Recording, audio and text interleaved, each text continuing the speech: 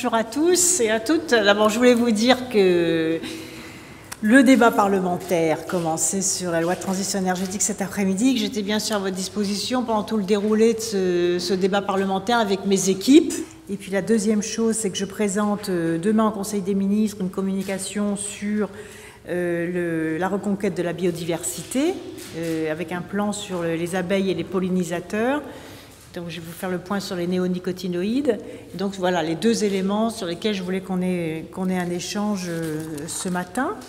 Alors sur la nouvelle lecture du projet de loi sur la transition énergétique, ça passionne toujours autant, parce qu'il y a eu 900 amendements. Ça a donné beaucoup de travail pour examiner tous ces amendements dans un état d'esprit, comme depuis le début de ce débat, dans un état d'esprit constructif. Comme je m'y étais engagée, on n'attend pas le débat parlementaire, le vote d'une loi pour engager la transition énergétique. Bien évidemment, la transition énergétique, elle s'applique concrètement sur les territoires, dans les entreprises et chez les citoyens. Ma vision de la politique, c'est que la politique, elle se fait par l'action et par l'exemple et par les résultats concrets. Et donc je m'étais engagée dès le début du débat sur la loi de transition énergétique pour la croissance verte à ne pas attendre la fin du débat parlementaire, à ne pas se contenter d'un débat parlementaire aussi important soit-il. Ma préoccupation dans le cadre de cette dernière lecture, c'est vraiment d'avoir le souci d'avoir une loi qui ne soit pas en retard, qui soit la plus en avance possible, soit par rapport à ce qui se fait dans d'autres pays, et puis d'autre part, l'écoute non seulement des parlementaires, mais aussi des ONG, des territoires, des entreprises, qui nous permettent aussi de bien réajuster les choses, sans en rabattre sur l'ambition, mais au contraire en fixant un cap bien clair, bien discuté, bien sécurisé, pour que ce modèle énergétique français puisse sécuriser les entreprises et qu'elles puissent investir dans la croissance verte. Alors, nous allons, dans ce texte, avancer sur la mobilisation des acteurs économiques, notamment les grandes entreprises et les fonds d'investissement vers une économie décarbonée. Ensuite, le développement des expérimentations va être aussi créé. Souvent, il y a des échéances qui sont lointaines parce que ce sont des réformes techniquement difficiles. Et pour accélérer ces réformes, je vais proposer qu'un certain nombre de réformes très nouvelles, comme le chèque énergie pour lutter contre la précarité énergétique, soient expérimentées afin qu'on puisse l'évaluer avant de la généraliser.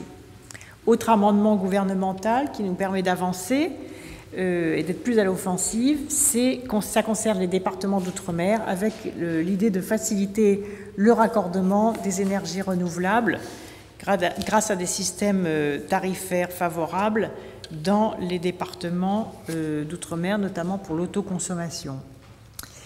La seconde observation, donc outre ces avancées nouvelles, comme je m'y étais engagée, c'est l'accélération des textes d'application. Donc j'aurai l'occasion de faire le point début juillet pour vous dire quelle est la masse des textes d'application qui sont prêts et qui peuvent permettre justement la mise en application très rapide de la loi. Sur le plan d'action biodiversité, donc qui est le deuxième point, donc je présente une communication au Conseil des ministres à l'occasion donc de la Journée mondiale de la biodiversité, qui, comme vous le savez, a lieu cette semaine. Et puis pour préparer aussi le débat qui arrive au Sénat. Vous avez vu qu'il y avait eu une pétition sur les néonicotinoïdes, donc on a retravaillé avec le ministre de l'Agriculture. La France va se positionner pour non seulement le maintien du moratoire, mais aussi l'accélération de l'analyse de l'ensemble des pesticides néonicotinoïdes pour déboucher, en fonction des résultats, sur l'extension du moratoire. Ma conviction profonde, c'est qu'à terme, les néonicotinoïdes ne seront plus autorisés, compte tenu de l'évolution des connaissances sur leurs effets, et que nous devons absolument accélérer le développement des alternatives. C'est l'intérêt même du monde agricole, du monde rural, du monde urbain, enfin de tout le monde.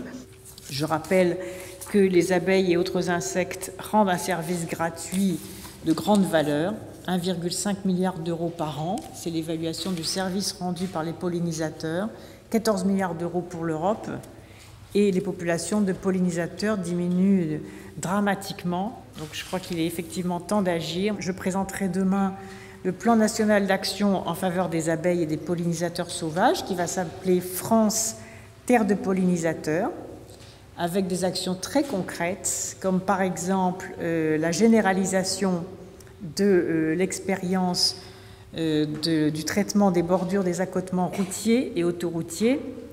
Il y a 12 000 km de réseau routier national non concédé et l'ensemble des bordures vertes des accotements routiers équivalent à la surface de tous nos parcs nationaux. Et donc la direction des routes du ministère a mis en place, avec l'ensemble bien sûr de nos réseaux départementaux, tout un système de non-traitement chimique, de fauchage tardif pour permettre les pollinisateurs, qui a produit des résultats très intéressants. Voilà ce que je voulais vous livrer, à la fois pour faciliter votre travail, vous donner de la visibilité sur ce qui arrive à la fois au Conseil des ministres et en même temps en débat au Parlement. Et puis s'il y a quelques questions, je suis à votre disposition, sinon mes équipes sont là pour y répondre.